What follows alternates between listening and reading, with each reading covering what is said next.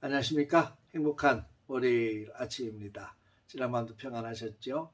오늘도 새날을 주신 하나님께 감사하고, 특히 어제 거룩한 주일, 추수감사주일로 지켰는데 하나님께서 주신 은혜와 그 힘을 가지고 오늘도 힘있게 승리하며 달려갈 수 있기를 주의 이름으로 축복합니다.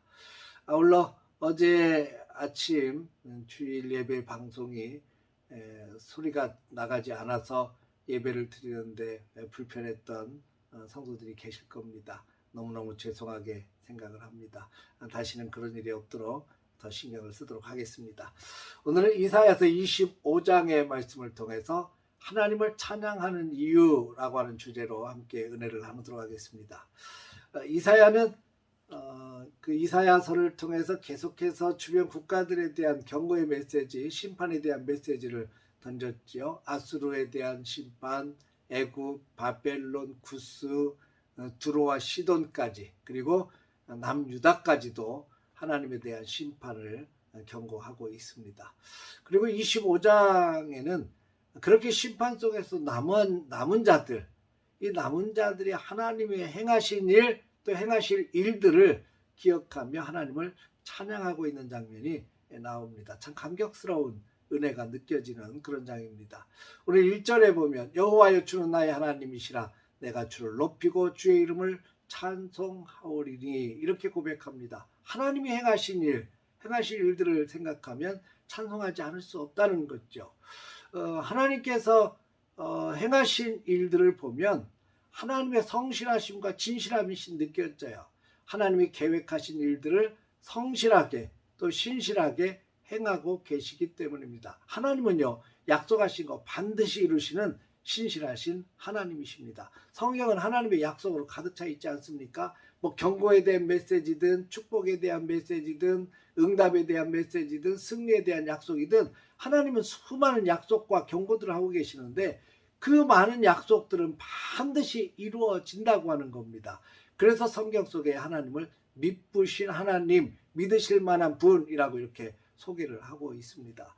사랑하는 성도 여러분, 하나님은 믿으실 만합니다. 사람들은요, 큰소리 떵떵 치고 장담을 해도 그 장담한 것 이루지 못할 때가 참 많이 있습니다. 약속을 많이 남발하지만 그 약속한 것들을 이루지 못할 때가 많이 있어요. 물론 약속을 할 때는, 또 장담을 할 때는 진실한 마음이었을 수 있습니다. 그런데 우리의 능력이 부족하거나 상황이 좋지 않거나 아니면 까먹었거나 여러 가지 많은 이유로 인해서 약속들을 파기시켜버리는 경우가 굉장히 많죠. 그러나 우리 전능하신 하나님은 다릅니다. 하나님은 약속한 것을 반드시 지키시는 하나님이십니다.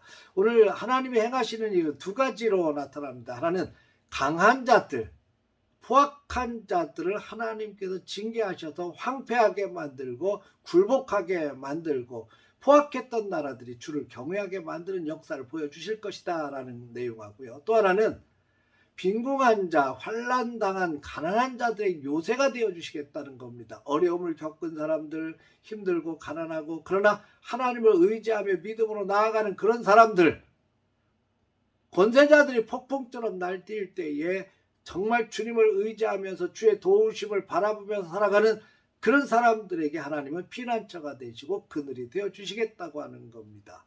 너무너무 감격스러운 거죠. 피난처가 되어주신다는 거. 5절을 보면 폭약을 제거해 주시고 소나를 그치게 해주시고 폭약을 구름으로 가려주시겠다고 약속하고 계셔요.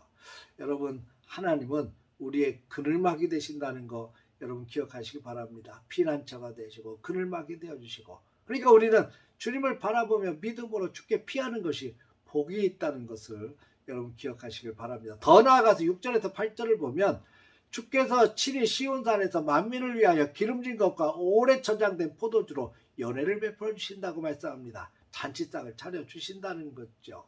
너무너무 행복한 모습 아니겠습니까? 행복한 뷔페가 가득 차려져 있는 장면을 한번 생각해 보십시오. 하나님께서 친히 우리 앞에 그런 놀라운 은혜를 베풀어 주실 때 그 감격의 눈물을 흘려가면서 그거 먹을 수 있지 않겠습니까? 사랑하는 성도 여러분, 우리는 하나님의 은혜, 반드시 약속을 지키신 하나님의 은혜를 기대하십시오. 언젠가 주님께서 우리에게 상을 차려주시는 그날, 원수의 목전에서 상을 차려주신다고 고백했던 다윗의 고백처럼 우리의 눈앞에 펼쳐주시는 그 연회에서 우리의 눈물 닦아주시며 우리의 가슴 깊은 곳까지 촉촉히 적셔주시는 하나님의 은혜로 채우실 날을 기대하고 기다리시길 바랍니다. 9절을 보면 그날에 말하기를 이는 우리의 하나님이시라 우리가 그를 기다렸으니 그가 우리를 구원하시리로다. 이는 여호와시라 우리가 그를 기다렸으니 우리는 그의 구원을 기뻐하며 즐거워하리라 할 것이라.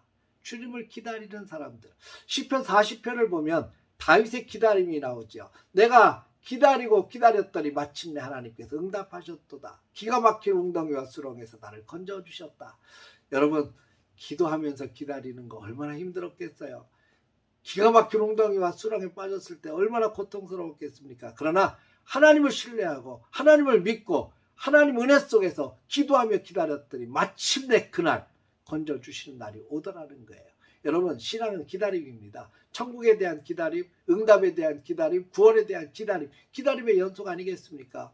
우리가 새벽마다 엎드려 기도하는 것, 응답을 기대하며 기다리는 거 아니겠어요? 근데 여러분, 하나님이 신실하신 하나님이시고 성실하심으로 약속을 이루시는 분이십니다. 기다리고 기다리면 하나님의 응답의 때가 반드시 옵니다. 놀라운 역사의 때가 옵니다. 우리가 가족 구원을 위해서나 정말 구원의 문제를 놓고 기도 많이 하잖아요. 반드시 구원받을 때가 온다는 거 기억하십시오. 승리와 성공, 축복을 위해서 기도할 때 하나님 반드시 그날이 오게 되리라고 믿습니다. 중요한 것은 하나님의 신실하심과 성실하심을 믿으라는 겁니다. 오늘도 하나님의 성실하심과 신실하심으로 일하시는 그 하나님을 바라보며 믿음을 가지고 기도하고 또 기다리고 기다려서 하나님의 은혜를 기대하면서 달려가는 우리 복된 하루 되시기를 주의 이름으로 축복합니다. 할렐루야.